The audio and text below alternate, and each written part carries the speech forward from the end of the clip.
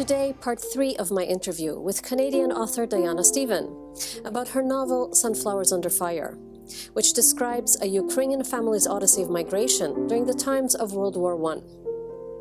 Now, I read in your autobiography that you were a sports writer and presenter, so you're interested in sports as well. Is it correct? It's a bit of a bizarre story, Tanya. I was a clinical social worker. I have a Master of Social Work, so my occupation was as a family therapist in a variety of settings.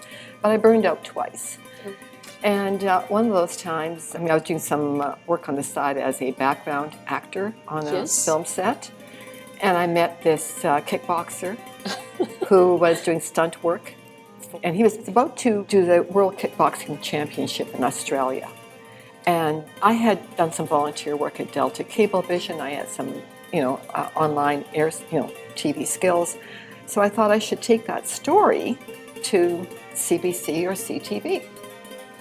And so first I went to BCTV, and the guy there said, "What do you think you're doing? You don't have a background in journalism. Look how old you are." I was in my 40s. It's terrible, isn't it? And I said, "What do you think of the story?" And so then he said no, basically. And then I looked at my TV guide and found out this program, Sports Journal, and phoned them up. And I said, "I've got a story that you might be interested in." I had a little resume tape from my work at Delta Cablevision. Went there, showed it to them, pitched the idea of this kickboxer who was a stunt actor. They hired me for that job. And then I finished that, and I said, "I know a girl who's going for the Olympic Rhythmic Gymnastic Championship. Would you be interested in that story?" So they hired me for that, and then I kept working there for a year. And and they sent me to Hawaii to cover the first all-female crew to sail from Victoria to Maui. Oh, wow, excellent. It was excellent, yeah. So is writing novels something that... Is this something you wanted to do all your life, or just... No? No, I was married and 2 kids and went back from university then, and I just dabbled. There's no guaranteed way to make a living. And, to help raise 2 kids. I read a book that said it's easier to sell a novel than a screenplay. I thought, okay, I'm going to change this screenplay into a novel, and that's how that began. And now I love it. Yes, well, you're very good at it, I have to say. And in fact, I understand your novel, Sunflowers Under Fire, has been nominated for the Whistler Independent Book Awards for 2019. Could you maybe tell us a little bit about the Whistler Independent Book Awards, and maybe even talk a little bit about the importance of self-publishing? Okay, well, the Whistler Independent Book Awards are presented by the Writers' Union of Canada. I had wanted to become traditionally published, but after I had a screenplay agent. But it's really hard to find someone, especially with a story like this. It's not a historical fiction that's based in the British Empire or in Canada or the United States.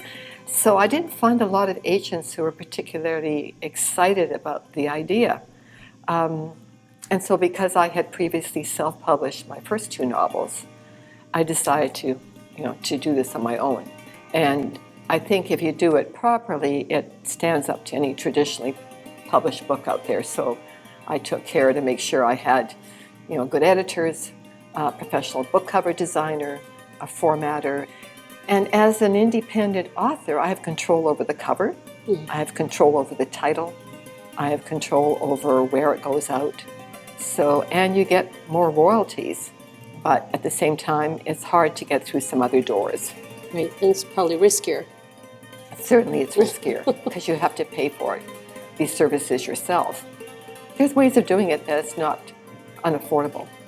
Well, it also seems to me that getting self-published books to be recognized as legitimate, that's sort of a big hurdle. But I think that now, certainly with books like this can't be the only good book out there that's self-published. Certainly this must be a trend. So you're sort of in the vanguard, I think, of bringing legitimacy to self-publishing. And I congratulate you on this. And I'm so proud that it's something that is on a Ukrainian theme. Me too. It's in the vanguard. Thank you, Tania. I just wanted to say, though, I'm surprised that, I think it's because there are so many self-published books out there that are not properly edited. And I think that if people pick them up, then they get that sense that, oh, it's self-published. So they're missing, good books out there. But Charles Dickens, Jane Austen, Walt Whitman, Beatrix Potter, they all self-published first. Even Stephen King, first self-published. Margaret Atwood, first self-published. So there are many authors who have gone down this route. Even E.L. James, 50 Shades of Grey, was originally self-published, and then she picked up a publisher. I'm Tania Stech, and this was Ukraine in the News.